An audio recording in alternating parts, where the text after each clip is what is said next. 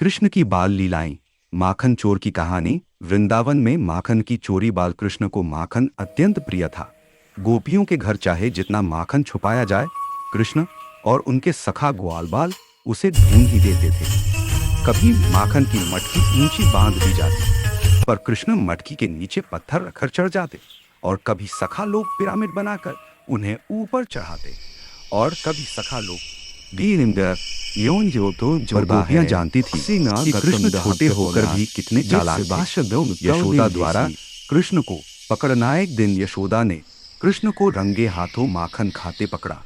कृष्ण की तोंद में माखन लगा था और हाथ में माखन था, फिर भी बोले, मैया, मैंने नहीं खाया।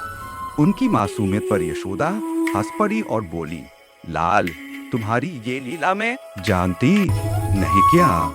जो मुबरे क्या हमने सिर अलकी में से के उबलियाना जो गाकर। राधा का प्रेम भरा उल्लाह। जब कृष्ण माखन चुराते थे तो राधा भी कभी कभी नाराज होकर कहती, कन्हैया, तुम बस माखन ही चुराते रहते हो। और कृष्ण मुस्कुराकर कहते, राधे, माखन तो बहाना है, असल में तो मैं सबके मन चुराता हूँ। राधा कृष्ण के इस जवाब पर मुस्कुरा देती, और यही मुस्कान राधा कृष्ण का दिव्य मिलन कहा जाता है कि राधा और कृष्ण का प्रेम उनके पृथ्वी पर आने से पहले ही जुड़ चुका था। जब कृष्ण नंद बाबा के घर जन्मे, तब से ही गोपियों के बीच उनकी मोहक मुस्कान और बांसुरी की तान चर्चा का विषय थी। लेकिन राधा के सामने कृष्ण भी एक पल को ठहर जाते थे। राधा कृष्ण को देखते ही जैसे संसार रुक जाता था। कृष्ण की बांसुरी की धुन राधा क्योंकि प्रेम का अर्थ हमेशा साथ रहना नहीं होता। प्रेम का अर्थ है हृदयों का मिलन, आत्माओं का मिलना। आज भी जब वृंदावन की गलियों में राधे कृष्णा गूंजता है तो ऐसा लगता है जैसे राधा और कृष्ण आज भी वही हैं, एक साथ एक दूसरे में रमे हुए, सृष्टि को प्रेम का संदेश देते राधा हुए। कृष्ण एक आत्मा, दो शरीर। कृष्ण मथुरा चले जाते हैं, फिर द्वारिका के राजा बन जाते हैं, पर राधा वहीं वृंदावन की माटी में है, और उस माटी में कृष्ण हर पल विद्यमान है। कहानी कहती है कि जब राधा कृष्ण से अंतिम बार मिली, कृष्ण ने उनसे कहा, राधे, तुम प्रेम हो और मैं भक्त हूँ। तुम्हारे बिना मैं जैसा भी हूँ, परिपूर्ण नहीं।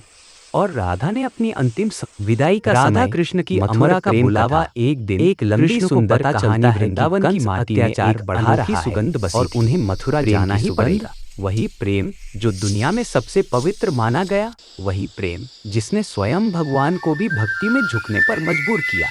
यह प्रेम था राधा और कृष्ण का, एक ऐसा बंधन जिसे शब्दों में बांधना कठिन है।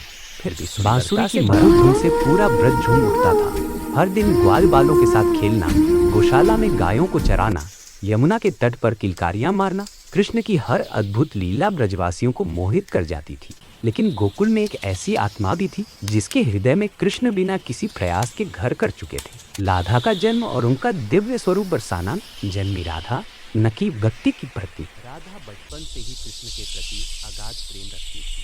उनके मन में कोई आग्रह, कोई स्वार्थ नहीं था, बस शुद्ध निर्मल प्रेम। जब राधा पहली बार कृष्ण को देखती है तो समय जैसे थम जाता है, उनकी आंखों में चमक आ जाती है, और कृष्णा मुस्कुराकर कहते हैं, राधे, तुम तो मेरे मन की वंशी हो। और राधा बांसुरी की मोहक धुन और रासलीला। कृष्ण जब भी यमुना किनारे अपनी बांसुरी बजाते तो राधा सहित सभी गोपियां मोहित होकर दौड़ी चली आती। कृष्ण की धुन सिर्फ संगीत नहीं थी, वह आत्मा की पुकार थी। प्रेम का संदेश। रासलीला वह क्षण था जहां प्रेम का कोई रूप, कोई सीमा, कोई बंधन नहीं था। हर गोपी को लगता था कि कृष्ण सिर्फ उसके साथ है। लेकिन राधा और कृष्ण का नृत्य ब्रह्मांड का सबसे पवित्र मिलन माना गया, जहां दो शरीर नहीं बल्कि दो आत्माएं एक हो जाती हैं। राधा और कृष्ण का आध्यात्मिक प्रेम। राधा कृष्ण का प्रेम सांसारिक नहीं था।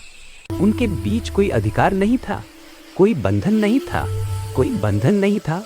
यह ऐसा प्रेम था जहां देने की भावना थी, लेने का प्रश्न ही नहीं था। कृष्ण संपूर्ण ब्रह्म।